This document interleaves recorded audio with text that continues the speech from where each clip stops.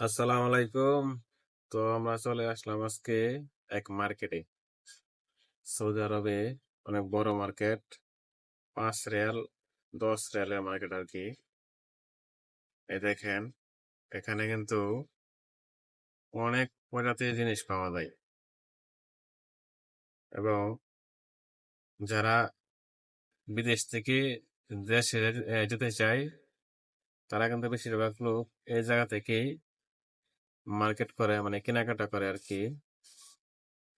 বিশাল বড় মার্কেট, বিভিন্ন প্রজাতির জিনিস এই মার্কেটে পাওয়া যায়।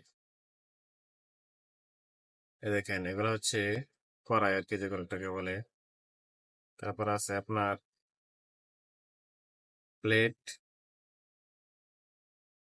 বিভিন্ন প্রজাতির জিনিস আছে এখানে। তো আমরা আসছিলাম কিছু